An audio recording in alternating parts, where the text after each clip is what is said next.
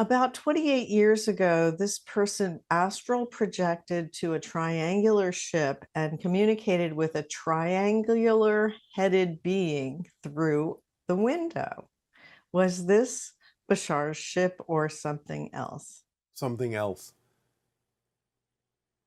We will not go into details at this time. Okay. And what this person is saying, when they were younger, they had vivid dreams of their family house on fire and witnessing a UFO. These dreams are still very vivid, and in their research, they sense that they might be significant encounters.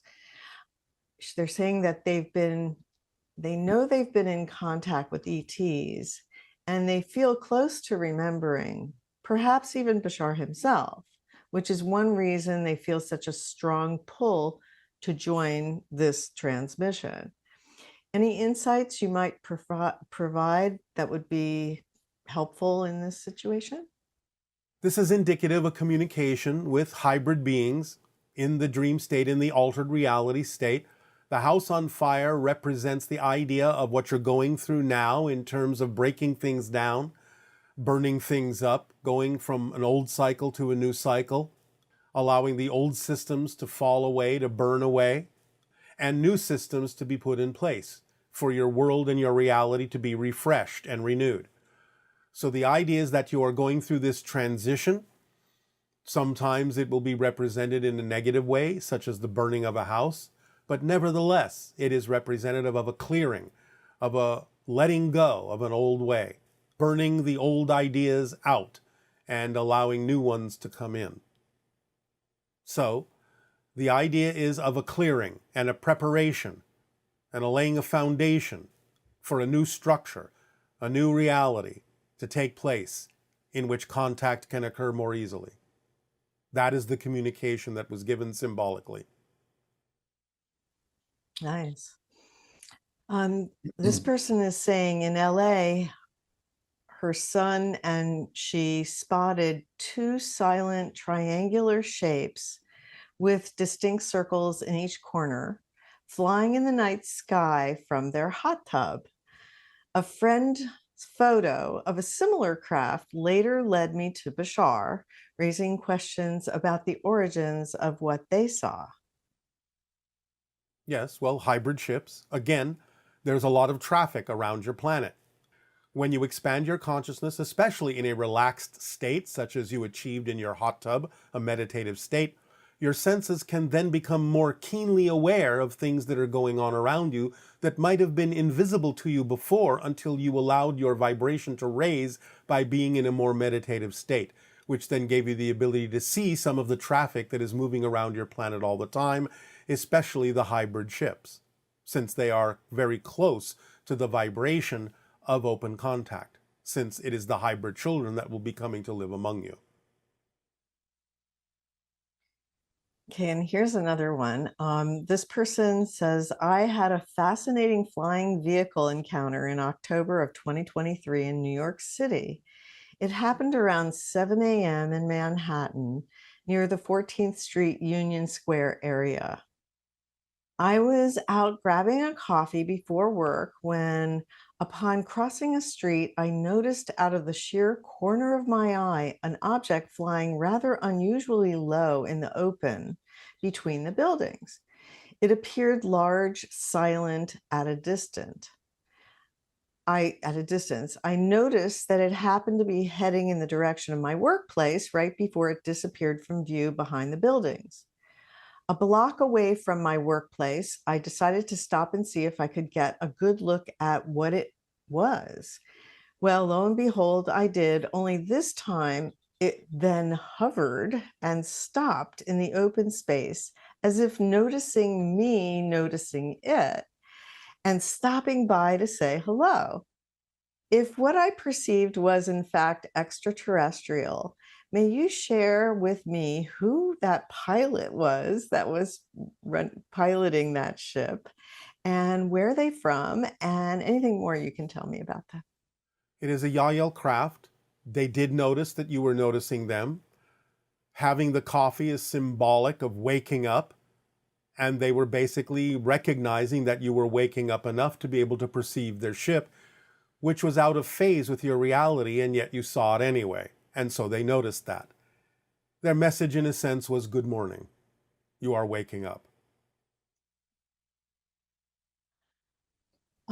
This person is saying, I'm a science fiction fantasy author, and I'm always wondered if the worlds and characters that run around in my head are as real as I am, or are they only real as this reality?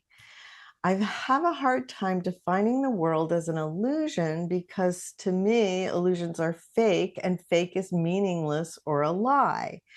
Would it be safe to view the world as more malleable and less fixed than we humans currently view our experience of it? Yes. And again, you can have a different definition of the word illusion. It is not meant in the term to be fake. The idea is perhaps more auspiciously used as a projection of consciousness rather than illusion, if illusion doesn't work for you as a term. So a projection of consciousness can still create a virtual reality for you, and the meaning in it is what you put into it. The experience of it is real, and it gives you lessons, it gives you knowledge, it allows you to expand, it allows you to learn, it allows you to grow. So in that sense, the so-called quote-unquote illusion is useful as a tool, if you think of it that way, but perhaps it would be easier for you to use it in the term projection rather than illusion. The idea is that the imaginings are real in their own right to some degree in a variety of ways. It doesn't mean they have to be as concrete as you find your reality to be. But many of them may be, or they may be very close representations of a quote-unquote real, solid physical reality. They may be slightly different than you imagine them to be, but they could be close. Nevertheless, everything is real in some context, even if it's only real as a story. It's still real in some way, shape, or form, even if it's not literally played out physically in some parallel version of reality.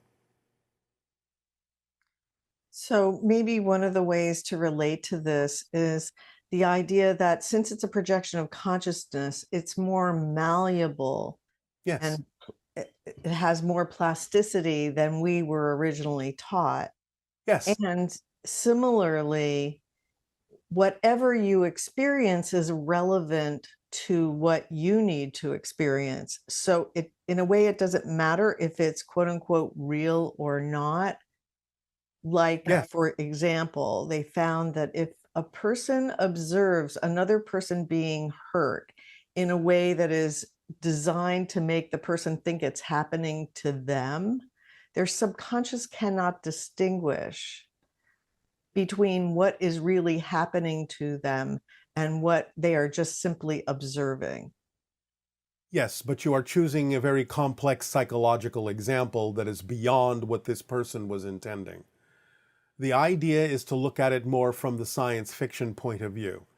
For example, in your Star Trek, you have the character known as Mr. Spock.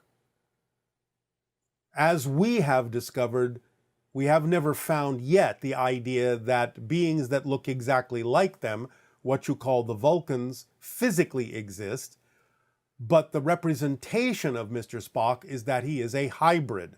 Hybrids exist. The idea of what you call the non-interference directive, the prime directive in Star Trek, where certain civilizations that have not evolved to a certain point are allowed to evolve to that point before they are contacted, that is an actual thing that exists in many civilizations, including ours. So the idea is that there can be a mix of things that do have concrete reality to them, physically speaking. There can be some things that are real in the sense that they are symbolic representations of other concrete realities, though the representation itself may not be literal. And there are some things that are simply literal as stories. And that doesn't make them any less real because they are real stories. But they're not necessarily concretely, literally real in the physical sense that you understand physical reality experiences to be. But anything you can imagine in some context is real, because you cannot imagine non-existence. You just have to be able to discern the context of the thing that you're talking about to know the difference between something that exists as an actual concrete physical reality and something that exists as an idea that's still real as an idea, but is not necessarily concretely literal. Although I have to add the caveat that in spirit, anything you imagine can be created, literally exactly experienced as if it is physically concretely real. So you can, in spirit, conjure up Mr. Spock, literally. And a being can take that form for you and represent it for you, and you can interact with it as if you are interacting with a literal being that is known as Mr. Spock. But that's taking place in an extremely malleable reality such as spirit, where anything you can imagine can be manifest out of spirit material, so to speak. But it is not literally physically concrete in the way that you're experiencing physical reality now. But it will be as real as you imagine it to be, and will be the product of another kind of level of consciousness interacting with you. And in that context, just as real as anything, because the interaction and the experience will be real. It's fascinating. Yes. And this person is saying they would like clarification on these two seemingly opposing ideas. One is that everything is a reflection of ourselves. And two, I hear you say sometimes to not take people's reflections personally because it has nothing to do with you. And it's just a part of their own journey. Can you clarify that? Yes. Remember that you are experiencing your version of other beings. It doesn't mean they're not real. It's just that you're creating your simulational representational image of them and interacting with that. So what you are interacting with is your creation, but that doesn't mean you've created the actual being, the actual consciousness.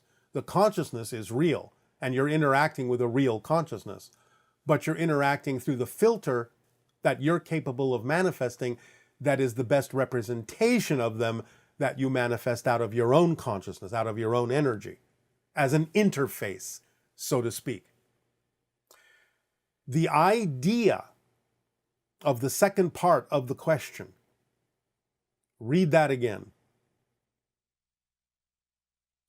The idea that if someone the second person says something like your socks are orange and you know your socks are not orange. Yes. So you don't take it personally because you know it has nothing to do with you and it's part of their journey. All right, well, this is about discernment, because the idea is that you can always listen to what someone has to say and decide for yourself whether or not their advice is something that you do need to apply.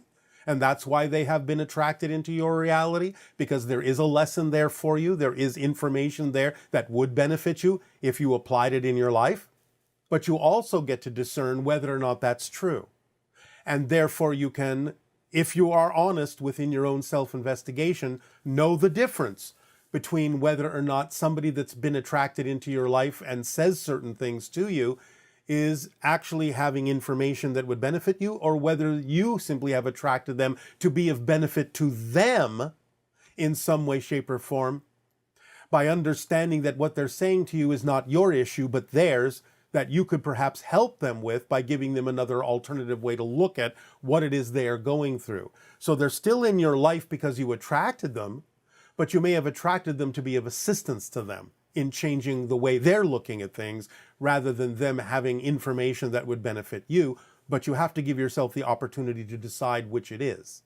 You have to have honest self-recognition and self-awareness and self-discernment as to whether the information is for you or for them, or maybe both. Okay, and this question is about assisting those in despair. How would you help someone who says that he or she wants to die? This person says they work every day with people who have lost their illusion in life. All right. We're going to keep this very simple. Tell them to lie down on the floor or on the bed, close their eyes, and say they are ready to leave, and have them count to 10. If they can still open their eyes when they get to 10, they're not ready to leave. They are here by choice. And if they truly were done with their lives, they would have left. They would have died in that moment. That's all it takes. You don't have to have any other kind of assistance if you're really at your timing to leave. So if they can still count to 10 and open their eyes, that's their first clue that they're not ready to leave. They have not finished what they came to do.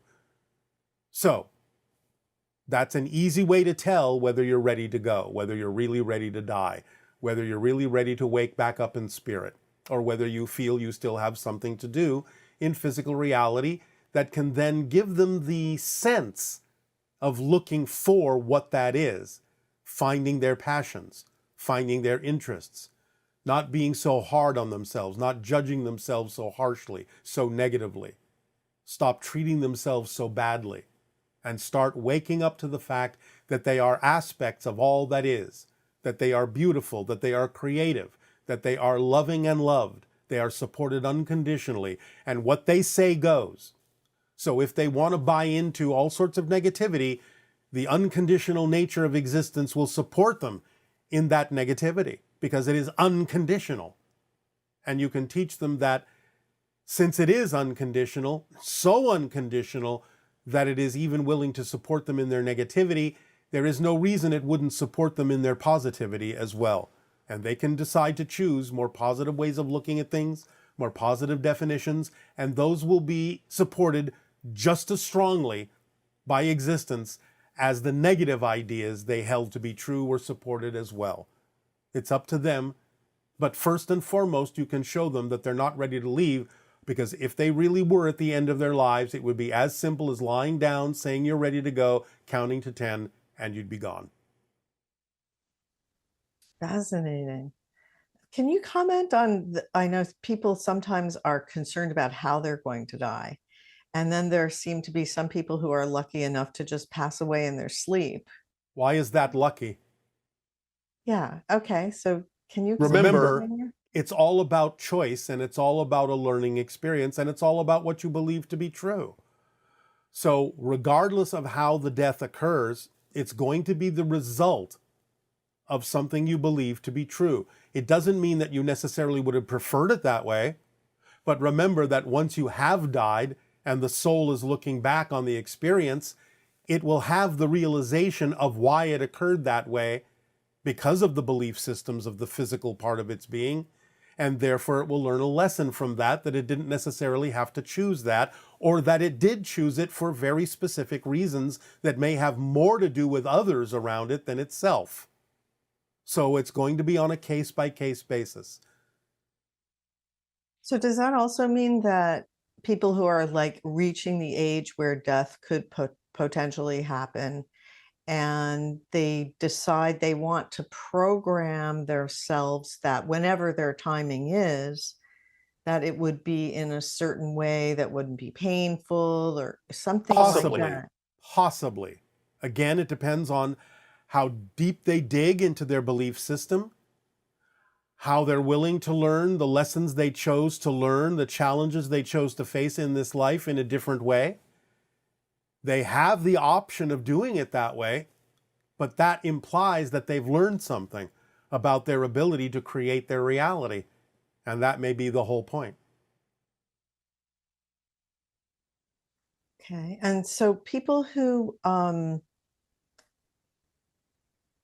a lot of fear of death, there seems to be two parts to it. One of them is the idea that actually, this is coming from the near-death experiences. People have this wide variety of experiences, but it's all really based on their belief systems, right? At first, yes. But again, initially, when the belief system manifests when they are non-physical, they still get the opportunity to decide whether or not they prefer to continue to experience that or change it. And again, in non-physical reality, if they decide to change it, the change will happen instantly with no time lag. So they will learn immediately that it was the product of their belief system as to what they experienced upon the moment of their death. And yet, a lot of people, when they come back from a near death experience, they don't seem to understand that. They're just convinced that the way that they experienced it is the way that it happens, or something, or that it validates what they believe about reality. Again, this may be true for some people, but many more people are beginning to learn the malleability of the experience in the near death experience, what is common and what is not, and what is personal and what is general. They are beginning to learn. Again, like anything, you need to have a large amount of data to sift through to understand where the personal aspects are and where the collective aspects are that are common to most.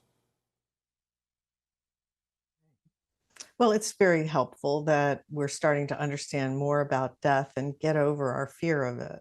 Yes, it is very helpful because, as we said, a lot of beings you may encounter in open contact will be of a vibration that would be similar to the idea of spirit.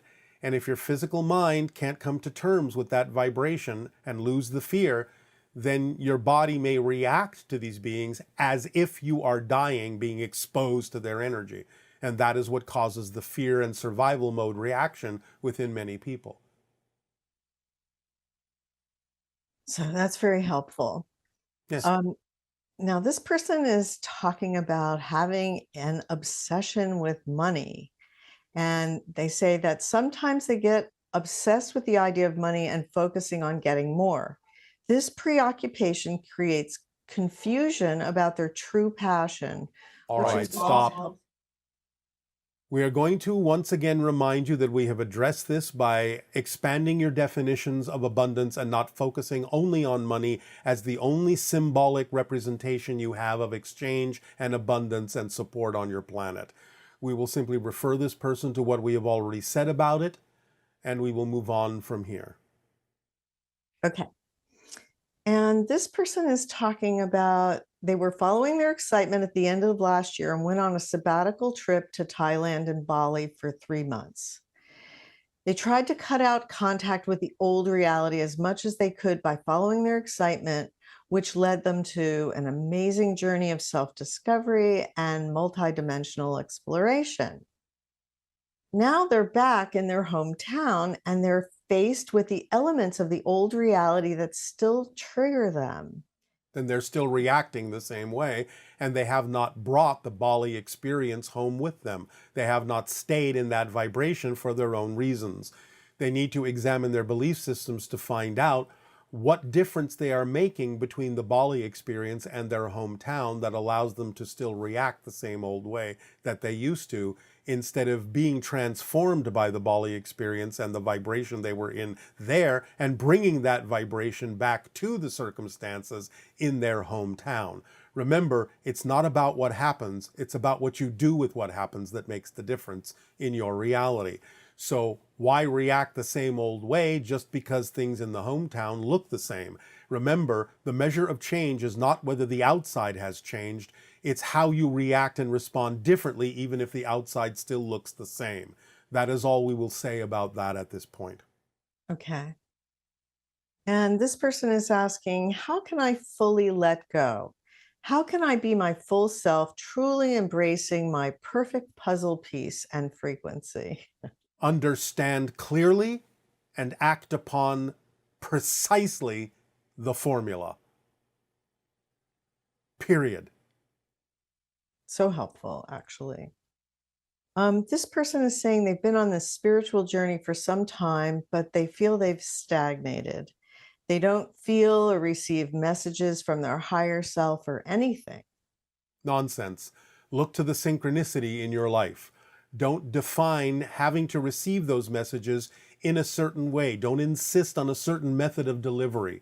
Synchronicity is everything in physical reality.